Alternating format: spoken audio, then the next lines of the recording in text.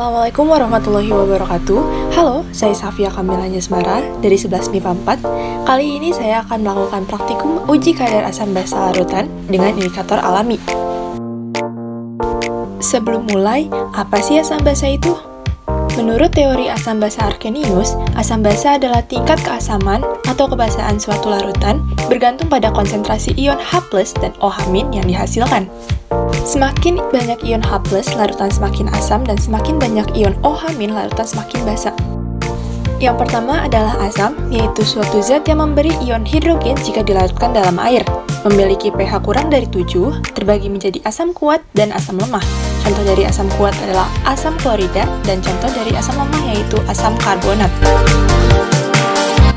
Selanjutnya yaitu netral, atau zat yang memiliki jumlah ion hidrogen dan hidroksi sama besar, sehingga memiliki pH 7 di suhu 25 derajat Celcius.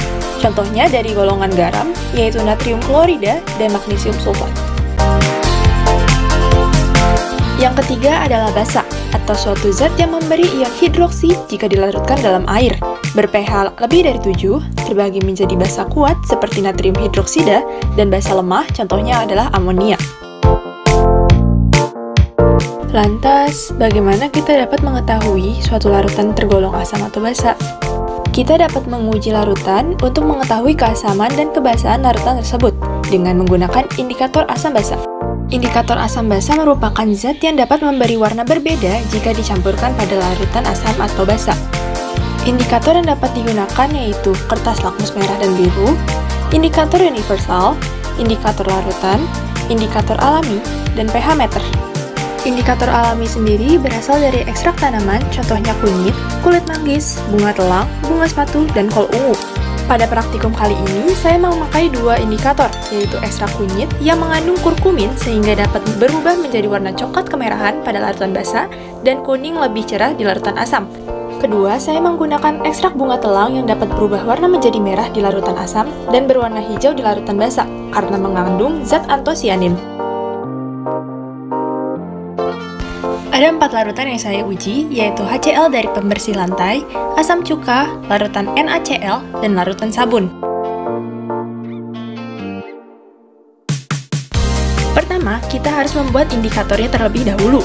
Untuk indikator bunga telang, cukup siapkan air panas, lalu masukkan dan aduk bunga telang hingga zat antosianin berwarna biru menyatu dengan air, kemudian saring.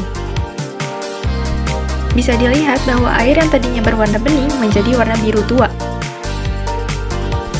Untuk indikator yang kedua, karena saya menggunakan kunyit bubuk, jadi hanya perlu dilarutkan dengan air secukupnya.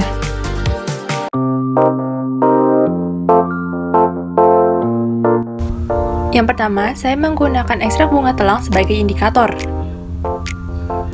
Untuk mengujinya, cukup tuangkan sedikit indikator pada masing-masing larutan. Kemudian, aduk atau tunggu hingga terlihat perubahan warna.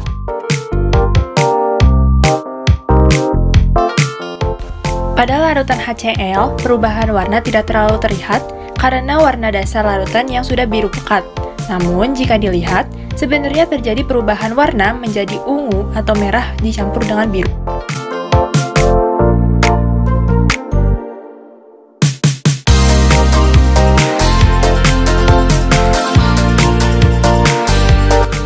Larutan sabun berubah dari krem menjadi warna biru kehijauan. Larutan natrium klorida berubah menjadi warna biru bunga telang. Dan asam cuka berubah menjadi warna pink tua. Selanjutnya, dengan indikator ekstrak kunyit.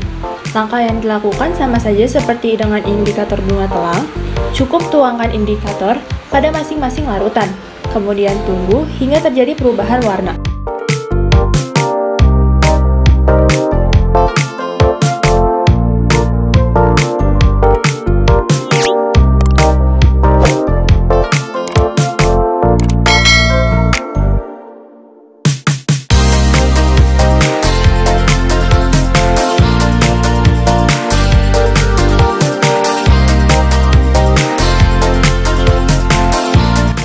Terlihat bahwa larutan asam cuka berubah warna menjadi kuning lebih cerah dari warna indikator.